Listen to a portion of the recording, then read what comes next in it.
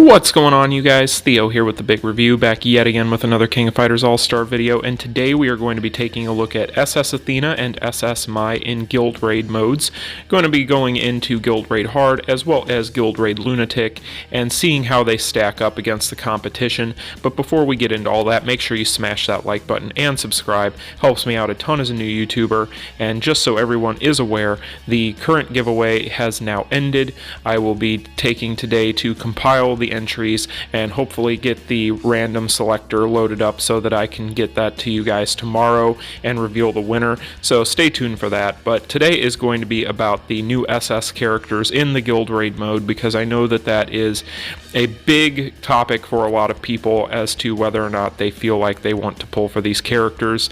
And I know a lot of people are skittish to pull for both of these because they've heard so many reports of bad rates and so on and so forth, which hopefully if you guys watched our stream the other day when it was myself and many of the other KOF All-Star community YouTubers going in and spending Lord knows how many rubies. It was probably 100,000 rubies or better on that stream that we all spent cumulatively. But if you managed to watch that, then you would see that it pretty much just all comes down to RNG. Some of us got extremely lucky, some of us did extremely well, and some of us did kind of middle of the road, but I wouldn't say any of us did horrible.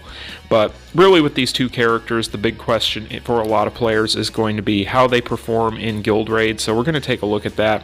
And I've got a little bit of footage to show you guys. I'm going to show you a run with SS Mai first in the hard mode difficulty, soloing Rugal and doing it on one key, basically with this Mai. This is the team I used, and this is actually the team I used for Lunatic, but I just went ahead and used this because all I was going to do was use Mai anyway, and I didn't even optimize. I just went straight in with Mai, and you'll see from the footage you can easily one key this with Mai. Now, one big thing I do need to bring up before we get into this is Mai does not have the finisher, the new 3PG finisher, and this is going to be where I maybe cry into my microphone just a little bit. So for those of you who have been keeping track of the channel, we have gone to pity twice on cards, right? Once on stream and once the other day in our 800 subscriber special, which if you have not seen, link will be in the description. But we went in on these and we managed to get pretty much everything except for Mai's 3PG finisher, which up until last night I did not realize in Guild Raid actually stun locks the boss. It just makes him stand there, kind of like if you've ever used the rock against specific bosses. When he uses his 3PG finisher, he just forces the boss to stand there and take it. Well, that's what Mai's finisher does now. So I am in a bit of a pickle. We are going to probably have to go in on these cards again, unfortunately.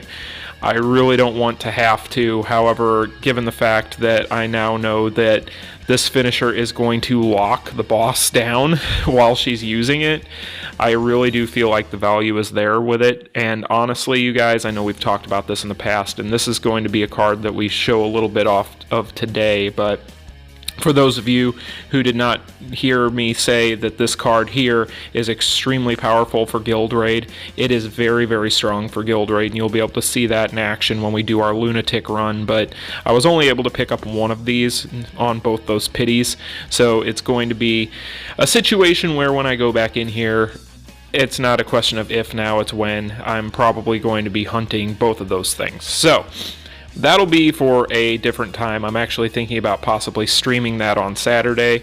Time will tell. We'll have to wait and see. But all that being said, I just figured I would throw that in here because I wanted everybody to realize that this Mai is not even at her full power as a result of not having that finisher, but it is not entirely necessary to have it. I would say that it's one of those things where it's more so if you're trying to optimize builds and runs, which I surely am, and am going to hopefully be able to get that here very soon.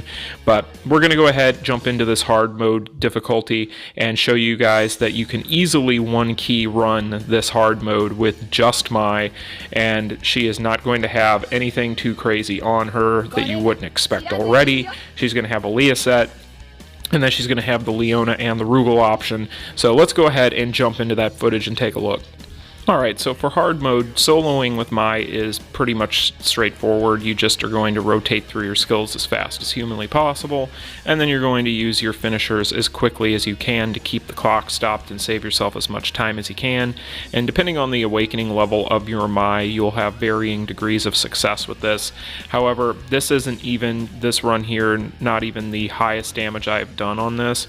I've actually done closer to 400 million with her. Really, it just comes down to you want to use your awakening skill rotation when his shield is down to smash him with as much damage as humanly possible while the shield is down with her, and that's really all it boils down to. There's really not anything major there that you need to kind of take into consideration, and I think that most people could probably one key this with her if they have her at awakening 3 more than likely. You might even be able to do it with Awakening Level 2, however, obviously I have not tested that, nor have I been able to get the chance to do so, being that mine is Awakening Level 4, but it's one of those things where I'm sure that you guys can make that happen. So if you're wondering about her value, because really what I wanted to impart upon you guys with these videos that I'm doing this week is give you as much information on these characters and hands-on experience as I possibly could, even though I've only had them a few days myself, because I want you guys to get a proper insight into what you're looking at if you invest on these characters, so that hopefully that makes your decision making a little bit easier. But really with Mai against hard mode Rugal, she just kind of makes it easy mode, to be honest, and he's already fairly easy compared to especially Lunatic, but even Expert, there's really not a whole lot to him. He's nowhere near as aggressive, he does nowhere near as much damage, he doesn't stun you as often, so this is something that you can kind of cheese through with any number of burn characters in the game. You don't need Mai, however, if you would like to just do this as quickly and efficiently as possible, for one key, you're not somebody that is worried about, trying to break any damage records or anything of that nature, then you can easily just do this with her and solo it. As you're seeing here, we're already past the threshold, it looks like, in order to one key this. And if for those of you who do not know what one keying means, basically using one key to get the final reward box for whatever difficulty you're in is what people mean when they reference that as one keying. So that's pretty much what we are doing here. We're already at that point. And again, hard mode Omega Rugal, maybe not the most difficult thing in the world, but for this Mai, even with her older finisher, her 3PG, which is not bad, it doesn't miss, so that's pretty nice. It's a pretty good fallback if you don't have the current one, but as I said, the biggest selling point of that current one is going to be the fact that it is going to lock him in place during the animation. But you'll see here we did 308 million damage on this run, well more than enough to one key scenario this. So this Mai is definitely a monster for Guild Raid, but it doesn't stop at hard mode. So let's go ahead and move on to Lunatic and talk about a run that I did yesterday and talk about some details as it pertains to that. This is where things get a little bit more interesting and more difficult. So this is going to be the team that we use for the Lunatic Guild Raid, and what we are basically going to do here is, this is not meant to be a guide because I'm still kind of getting the muscle memory down myself for this and trying to learn the best practices with these new characters. Since I'm so used to using Elizabeth and other characters, it's a big change for those of you who have ever really done Guild Raid on a more, I don't want to say competitive level, because you're not really competing with anyone, but if you've done it on more of a hardcore basis where you're trying to maximize on damage and keys, then you'll know what I'm talking about. It takes quite a bit of practice and repetition, and it can be a little bit frustrating, which, by the way, Netmarble, can we get a retry button on here? Is that something we could do in the pause menu? Because we would all greatly appreciate that. Okay, thanks, bye. Anyway, so when it comes to this lineup, I'm going to go ahead and start with Mai. So we just saw her, she's using the same lineup of cards that we just talked about. If you're wondering about the stones that I have on my Mai, I do have maxed out attack stones for the SS characters on her. So that is going to be the stones that I have equipped. And then if we take a look here, I am using, for a striker, I'm using Hotaru. And the reason I'm using Hotaru, you're going to see here when it boots up. But basically the reason I'm using Hotaru is down here because it is going to give her an extra 15% of attack if her HP is 70% or more, and then it is going to increase her attack by 15% when her HP is 30 or less. So she's basically always going to have 15% buff to her attack, and then she is going to have an increase to her penetration by 300, which penetration is always a nice thing to have on a character. Here's looking at you, Lady Zero. But when it comes to Athena, one of the other things I wanted to talk about in this video really is Athena, and Athena is wonderful. So with Lunatic Guild Raid, the thing about Athena that is really nice is the fact that she can reset her source of starlight, and she can also pretty much just teleport to the boss. So in situations where he decides that he's going to, for instance, use his God Press to slide across the screen and get away and things of that nature, it can save you quite a bit of time teleporting over to him and then throwing your starlight ball at him and then swapping out to Eileen, which you'll see in this video. But really for her, she's just going to be there for one reason and one reason alone. She's going to be there simply just to apply starlight and get out of there so that Eileen or Mai can break the rest of the shield and then go to town on him with the shield down scenario. When it comes to the cards that we are using on her, we are going to be using the Athena set, which we showed off yesterday. In yesterday's video, we did some damage comparisons. For those of you who did not see that, link will be in the description. But it is a wonderful card set for her, in my opinion, the best card set for her. Now, as far as our option cards go, these are largely going to change, I do believe. These are things that I was using as almost like placeholders for now. I'm really play testing a lot of different cards right now. I do need another copy of the Mai card, which is currently attached to Eileen, which you'll see here in a moment. But the reason I'm using this particular 7 Knights card is because she is going to obtain 2% power when using active skills. Of course, the benefit of having the increase to attack by 5% and critical rate by 2.5% is very nice. However, the biggest selling point for me is going to be the power, because she is lacking any type of cores that are going to give her anything to her power, which really is to her detriment. That is probably her biggest downside as a character, is she doesn't have anything that is helping her with her power charge, not on her cores, not on her skills, nothing. So she is going to be a huge beneficiary of that. And therefore, that's why I decided to go with that card. Now, the other one that I'm using is a placeholder, again, for a Mai card. More than likely, when I get that, I'll replace this with that. But you're going to be seeing this is the other 7 Knights card here, Circle of Light. And it's a pretty nice card overall. I feel like it does kind of get ignored a little bit. But it's going to increase attack by 5%, decrease skill cooldowns by 1 second, and then it is going to have the additional effect of increasing attack by an additional 10% for 5 seconds and granting super armor for 1.5 seconds when tagging in, which is very nice considering the fact that this Athena is already very tanky, but it tends to be the case whenever she swaps in. She's swapping in moments where she's probably going to take his stun nuke. So for those instances, having that super armor upon tagging in is going to protect her just that much more and give her just that much more longevity throughout the battle, so that she can eat all the nukes, because Eileen cannot take a hit, and when it comes to Mai, she can, but I wouldn't necessarily recommend it, because if Mai or Eileen go down with this comp, then you are pretty much left with Athena trying to pick up the slack on DPS, and it's just not going to happen. And Athena has a far better option as far as taking those hits than either of them ever will. So definitely try to time it to where whenever he's going for that nuke, you have Athena in there. But as far as her striker goes, she's going to be using Nest style Kyo to increase attack by 15% if HP is 70% or more, and increase attack speed by 5%, as well as decrease her skill cooldowns by 1 second. So overall, giving her a little bit of extra attack is never a bad thing, considering the fact that she doesn't necessarily have as much attack as some of these other characters will have, being a defensive type. And then the attack speed increase is definitely beneficial for her in being able to spam her skills just that much quicker. So overall, those are going to be the two SS characters. As far as Eileen is concerned, she doesn't have anything too crazy going on in her kit. If you take a look here, you're going to see that she is going to be using the 7 Knights set, and then the Mai option card, which we have spoken about, and then the Gintama option, which may be something that some people may not think of, but the Gintama option has been used for these types of situations quite a bit in the past, for the reason that it does give the power charge by 2.5% upon landing an active skill.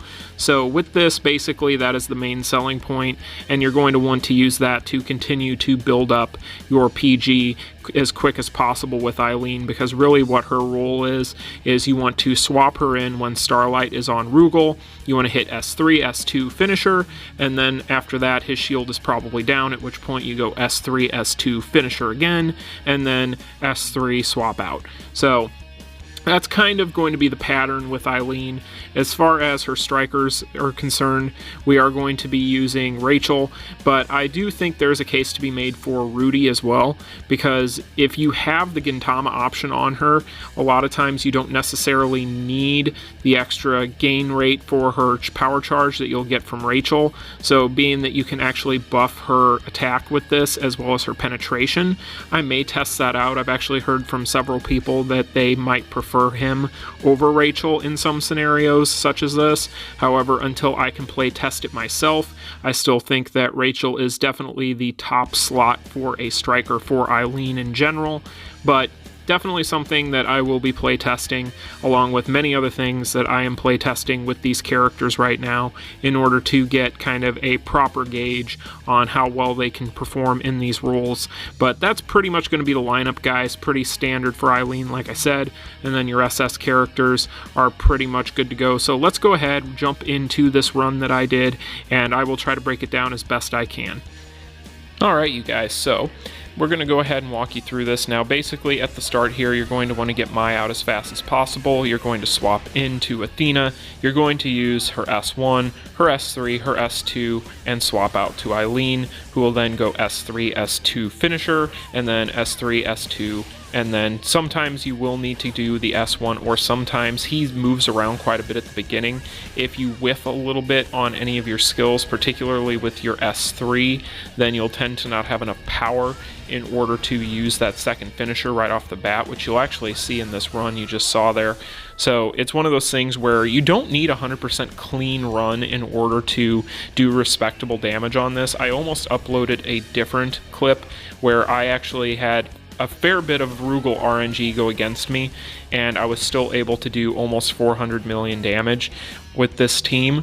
And it really just, it boils down to the fact that this team works so well together. It is very optimized, and really with Eileen, she is just a monster for Guild Raid in general, being able to spam her finishers as quickly as possible and keep the clock stopped, keep the shield down, and really that's her role. So again, you'll see Athena here. So basically, whenever we know that the nuke has been used, we'll use this finisher here, and oftentimes I'll just throw it out there regardless. But the one thing about that finisher is it does not lock him in place. Therefore, that means that there are times where he can do his stun lock on you mid-finisher, which is very unfortunate and very annoying. But again, you'll see here, we're just going to go through and we just rotate through.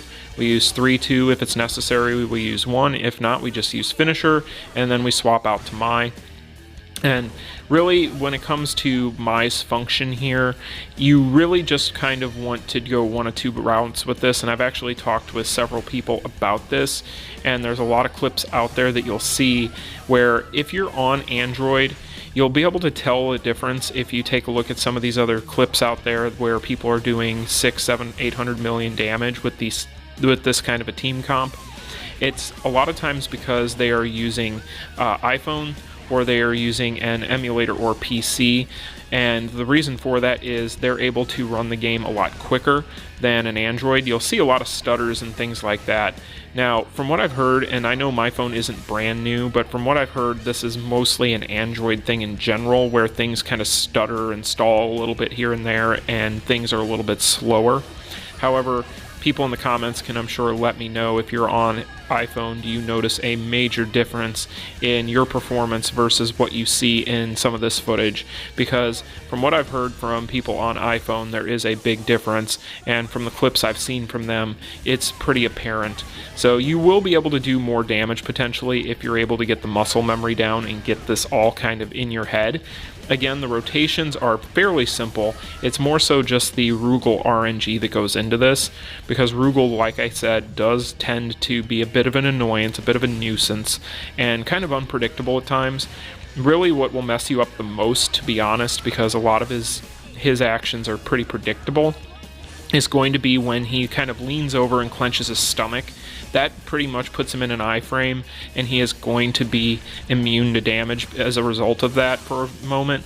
So when you go to use a finisher, say for instance you use Eileen's finisher to try and take his shield down, and all of a sudden he does that when you're about to hit it or mid-finisher, it can be very, very annoying, because then he is going to, by that time, no longer have Starlight applied. He'll come out of that little iframe, and you'll have to pretty much restart your run. There's really no ifs, ands, or buts about it, because your Athena's probably on cooldown at that point. But you'll be able to tell from this footage, though, that Athena is wonderful in her role of just applying Starlight quickly, because that Psycho Ball is very, very quick. It basically just flies across the screen within a moment of hitting the button, and it's pretty funny. But overall, with Mai, the nice thing about her, though, if you are on Android, is you can kind of fall back on just using her awakening rotation when the shield is down and not worrying about using the finisher as much. However, you'll notice that I do miss not having the new 3PG finisher in this footage, because I would be stopping the clock a whole heck of a lot more. And again, as we've mentioned, locking him into place would be very beneficial. So I do feel as though if I had that card, I could probably be doing closer to 550 or so million per run with this team. Another thing that I have considered is, as far as, because this isn't necessarily a Lunatic, definitely not a guide, but not necessarily a Lunatic centric video, it's more about these characters in Guild in general. I am considering trying out the comp using Boss Syndrome Omega Rugal instead of Mai, and then using Athena and Eileen behind him, and just using him in the shield down scenarios because of his raw damage output. That's something that I am going to be trying out here in the next few days, but I wanted to do this first because I wanted to make this more about showing you guys how these characters perform in Guild Raid, and as you'll see here, they perform phenomenally. I'm extremely happy I invested in these characters. I am very happy with them, and I think that they are both definitely worth your pulls if you are mainly looking for a boon to help you out in Guild Raid. So that is pretty much going to be this run. You're going to see here we do a little bit more damage. We end up, I believe, at close to 430 million total. And again, this was on Lunatic difficulty, and I will be doing a full guide down the road here whenever I get to the point where I feel comfortable and feel as though I have all of this stuff down with these characters and rotating through their skills. So that'll be something for you guys to look out for. But anyway, guys, that is going to be today's video. Do you have the SS characters, or have you used them in Guild Raid? How do you feel about them? Do you like them? Do you hate them? Do you think they're a shaft? Let me know in the comment section. But I will be back with another video tomorrow. Like, share, and subscribe, and I will see you guys in the next one. Peace. Continue.